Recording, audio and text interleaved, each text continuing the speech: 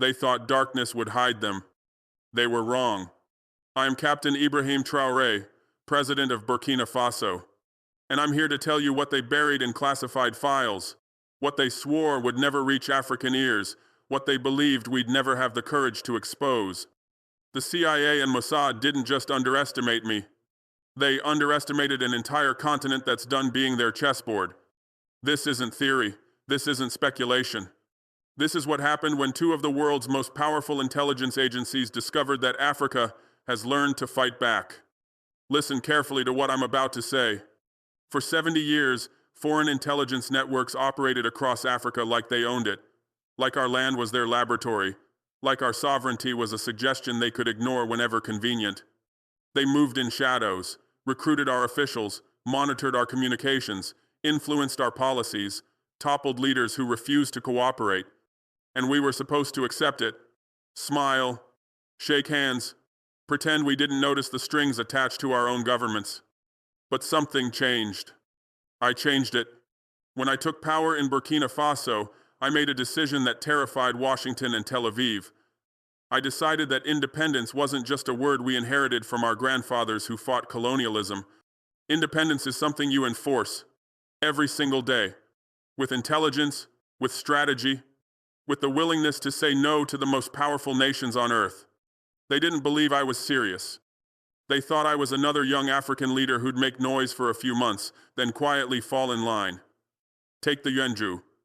Accept the advisors. Look the other way when their operatives showed up at our borders. I proved them catastrophically wrong. Let me tell you what I discovered when I started investigating foreign presence in my country. We didn't just find a few scattered spies. We found an empire. CIA operatives embedded in economic institutions that controlled our trade policies. Mossad assets positioned in telecommunications companies monitoring every call, every message, every digital footprint.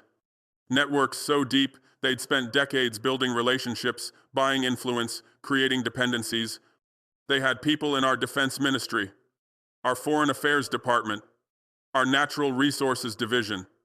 They knew our military movements before some of our own generals did. They influenced investment decisions that affected millions of Burkinabe citizens. This wasn't espionage. This was occupation by another name. And when I identified them, when I mapped their entire operation, when I prepared to dismantle everything they'd built, that's when they decided I had to be eliminated. Not arrested, not discredited, eliminated.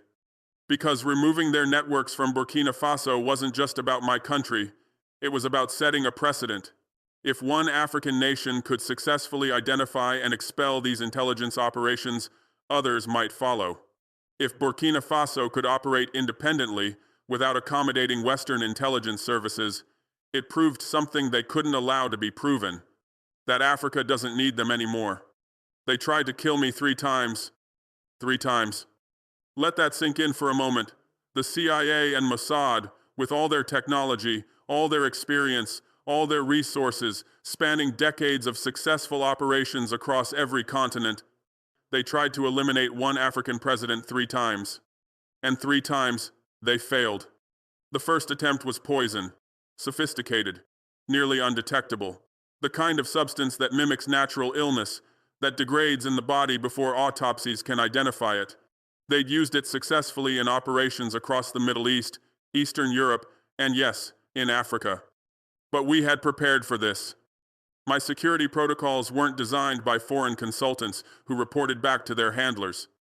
They were designed by Burkinabe officers who understood that protecting sovereignty means trusting no one outside your circle of verified loyalty. Every meal tested, every route varied, every pattern broken. They failed. The second attempt was explosives, a convoy ambush designed to look like local insurgency. They had mapped the routes, positioned the devices, coordinated the timing with precision that showed their trademark operational planning. But we had changed the game. My movements aren't predictable. My security doesn't follow standard patterns. My intelligence network had detected their surveillance weeks before they moved. When they triggered those explosives, they destroyed empty vehicles on a decoy route while I was 50 kilometers away, receiving reports of their failure. They failed again. The third attempt was direct assassination, operatives on the ground, close-range elimination. the method they use when subtlety has failed and they need results regardless of exposure risk. But we were waiting. My special forces didn't just react. They anticipated, they tracked, they positioned. And when those operatives made their move, they found themselves surrounded by soldiers who'd trained for exactly this scenario, who'd studied exactly these techniques, who knew exactly how these operations unfold. They failed completely. Now here's what they didn't expect. We didn't just survive their assassination attempts. We captured their operatives. We intercepted their communications. We seized their equipment. We documented everything. I'm holding evidence right now that proves coordination between CIA handlers and Mossad field agents. Communications that show how they shared intelligence on Burkina Faso. Planning documents that detail their operational timeline. Technical equipment that reveals surveillance capabilities they've deployed across multiple African nations. This isn't speculation. This is documented proof of foreign intelligence operations designed to eliminate an African head of state because he refused to surrender his nation's sovereignty. And they want you to believe this never happened. They want you to think I'm making this up, that I'm paranoid, that I'm inventing threats to consolidate power or distract from domestic issues. But I have their operatives in custody, singing like birds, confirming everything, providing details about networks that span across West Africa, identifying other assets still operating in neighboring countries, revealing the full scope of operations that most African leaders don't even know are running in their own nations. The truth is simpler and more terrifying than any conspiracy theory. For decades, Africa wasn't truly independent. We had flags, we had national anthems, we had seats at the United Nations, but we didn't have sovereignty.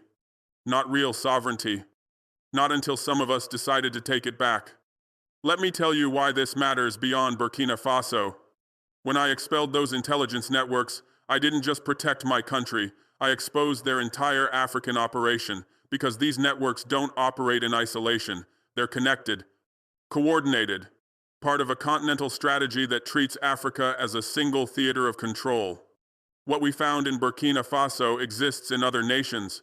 Intelligence operatives with diplomatic cover, operating freely across capitals, economic advisors who report back to foreign agencies, security consultants who monitor African military capabilities, aid workers who gather intelligence under humanitarian cover, and it's not just CIA and Mossad.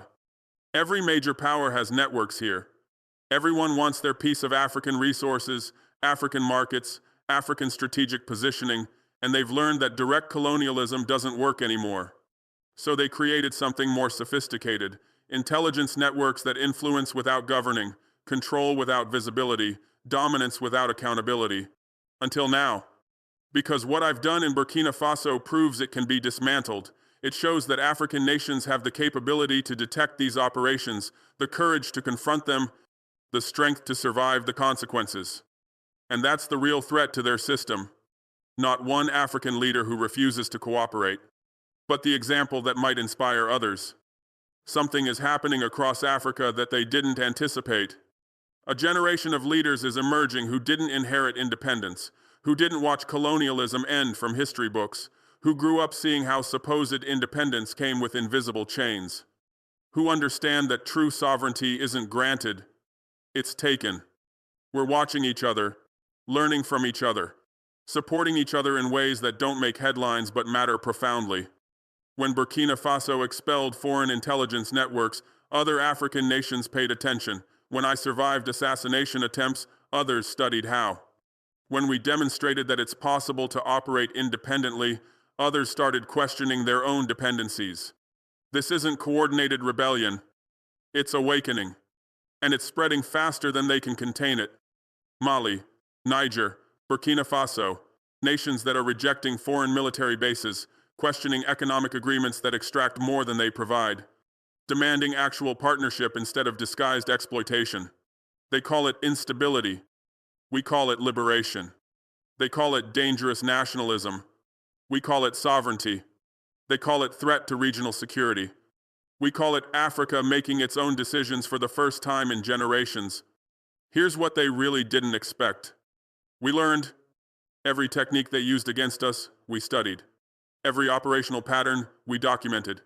Every technological advantage, We found ways to counter.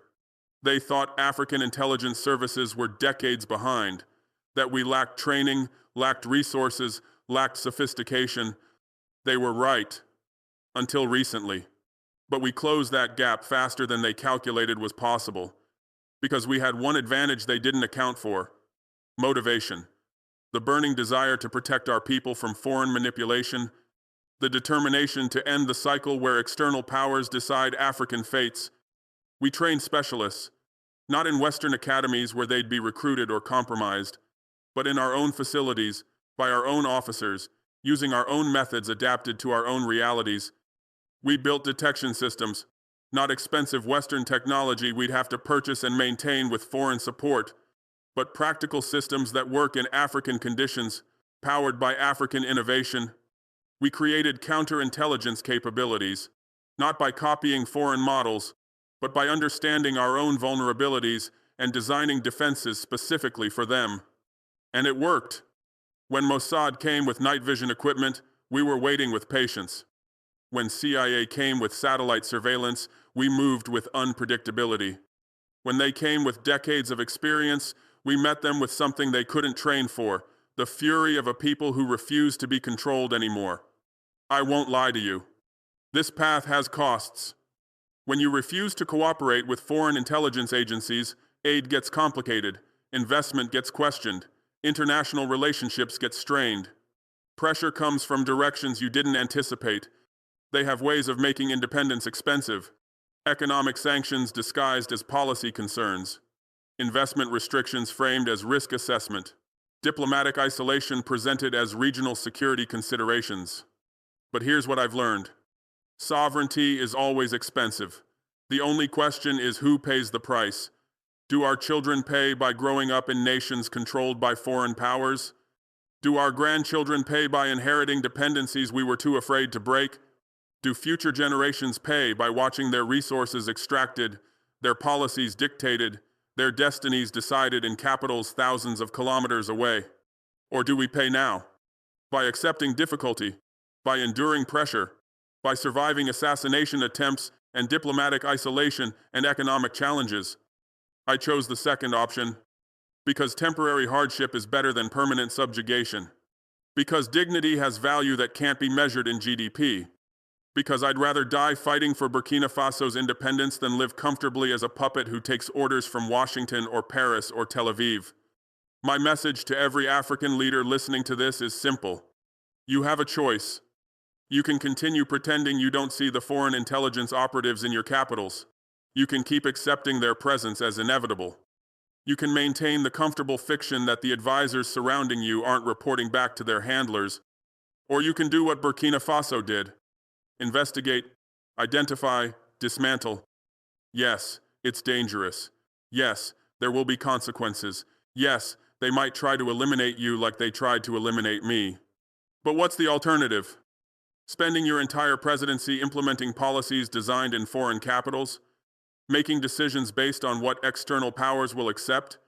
Leaving your successor the same compromised sovereignty you inherited? I'm not asking you to follow me. I'm asking you to follow your conscience.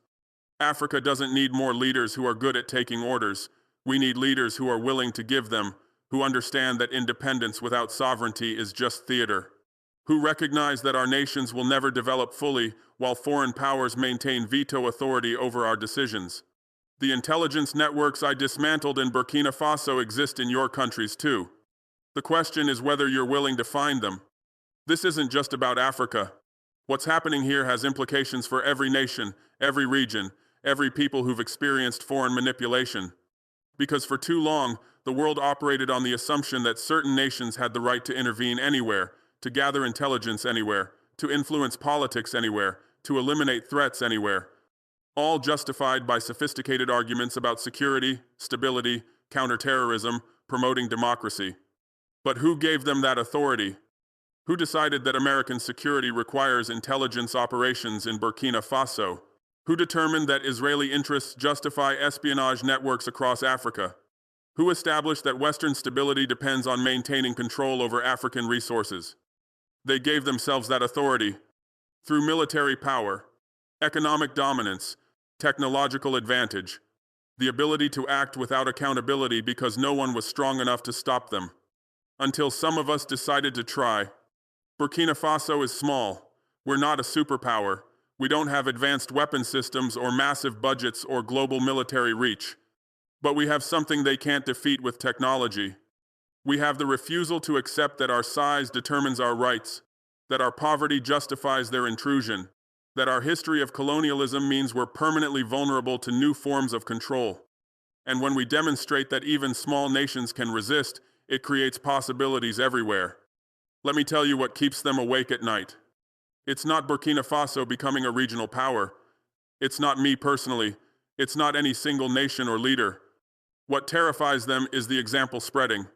Imagine in Africa, where every nation operates the way Burkina Faso does now, where intelligence networks can't function because local security identifies them immediately, where economic agreements get negotiated based on African interests instead of foreign demands, where military partnerships happen on equal terms or don't happen at all.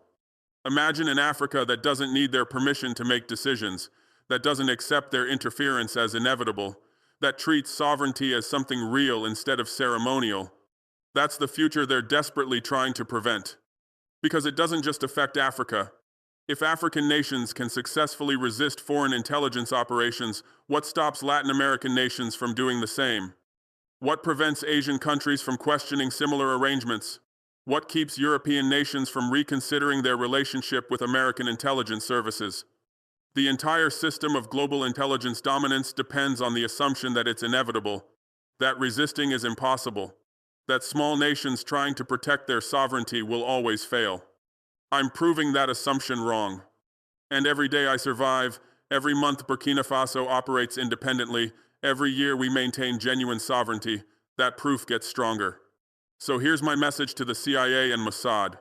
You failed. You came with your decades of experience, your advanced technology, your sophisticated methods, your confidence that no African nation could detect or counter your operations. And you failed. Not because you made mistakes, not because you got unlucky, but because you fundamentally misunderstood what you were dealing with. You thought you were dealing with another African leader who'd make noise, then comply. Another government you could manipulate through pressure and incentives. Another nation you could control through intelligence networks. You were dealing with something different. A people who've had enough. A military that serves their nation instead of foreign interests. A leader who'd rather die than surrender sovereignty. You can't defeat that with technology. You can't buy it with aid. You can't eliminate it with assassination. Because it's not about me. I'm just the one saying it out loud. The refusal to be controlled anymore. That's in every Burkinabe heart. That's spreading across Africa. That's the future you can't stop, no matter how many operations you run. They came in darkness, believing we were blind. But we've been watching, learning, preparing. They came with weapons, thinking we were weak. But we've been training, organizing, building strength they didn't anticipate. They came with plans, assuming we were predictable. But we've been thinking, adapting, creating strategies they can't counter with their playbooks. I am Captain Ibrahim Traoré. I am the president of Burkina Faso. I am alive, still breathing, still commanding, still fighting. And every day I wake up is another day their plan failed, another day Africa grows stronger, another day sovereignty becomes more real. They wanted me silent. I'm louder than ever. They wanted me gone. I'm going nowhere. They wanted Burkina Faso back under control. We're more independent than we've ever been. This is the new Africa they didn't expect. The Africa that fights back. The Africa that protects its own. The Africa that refuses to ask permission to exist freely. And no matter how many operations they run, how many networks they build, how many assassination attempts they plan, they will never defeat a people who've decided they're done being conquered. Welcome to the future. It doesn't belong to you anymore. It belongs to us.